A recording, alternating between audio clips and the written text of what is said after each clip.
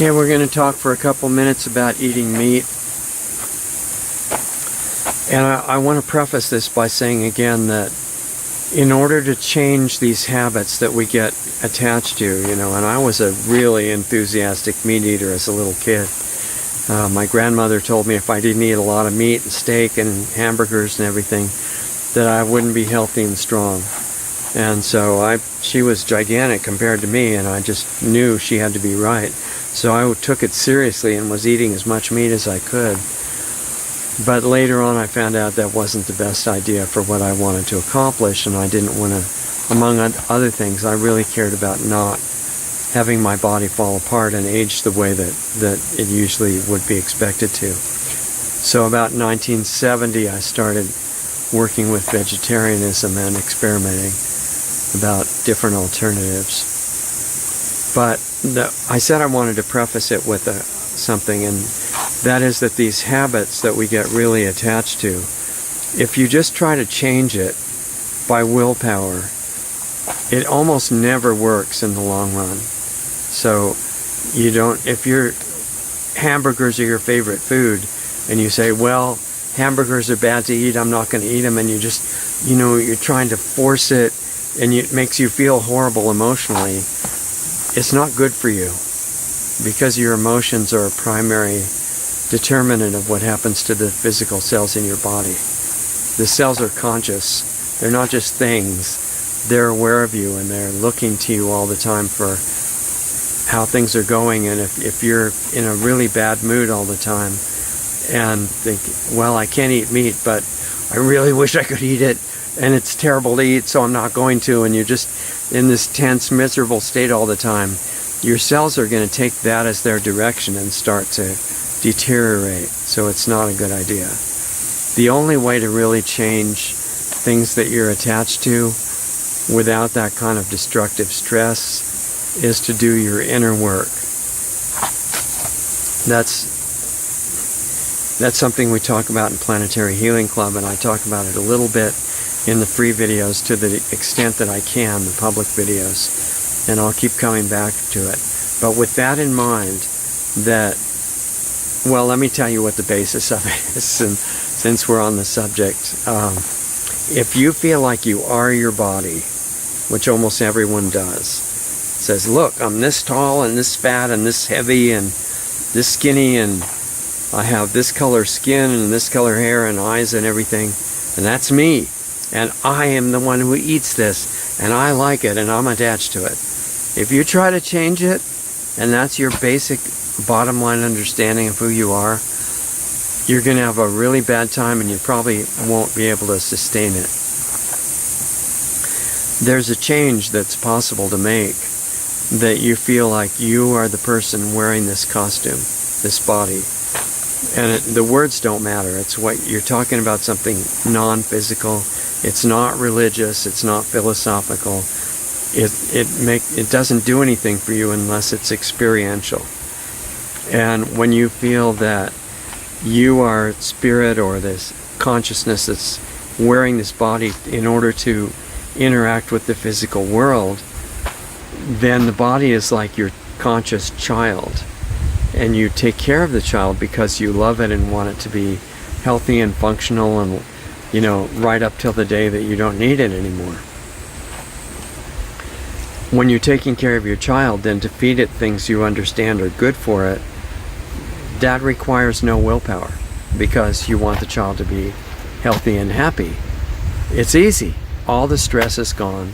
All the need for willpower is gone, because you're taking care of your body like your child, and you know that you are the non-physical consciousness that's wearing this form for now, which is really what's going on.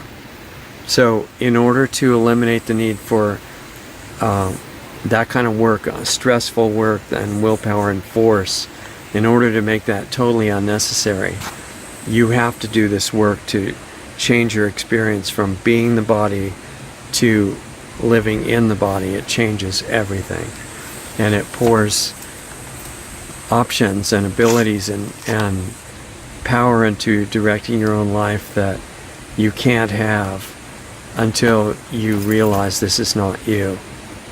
It's not repression, because that's useless and counterproductive.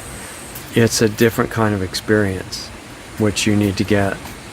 Now, once you get that, then you look at foods and you will find out that humans are not natural carnivores. That natural carnivores have different teeth, they have a different gut, it's much shorter, gets rid of the meat before it rots. Many things are different, but the main thing that humans are different from carnivores in is the capacity for empathy. In order to eat meat, kill the animal yourself or have somebody else kill it, you have to turn off your natural empathy. This works against your consciousness, which you need to get where you're going and actually find out who you are on an experience level like we're talking about. You can't afford to cut off your awareness of anything. So that's a big drawback of having to kill animals to eat. It also has some long-term health problems, hard on kidneys and other things like that. But what to do instead, that's kind of a gradual process of learning and experimenting and going through a progression.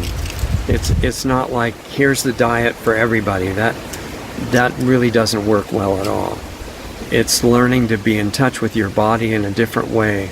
Your body is conscious. It's not just a piece of meat, speaking of meat, with blood circulating in it. It's actually self-aware, and it's been trying to communicate with you since before you were born.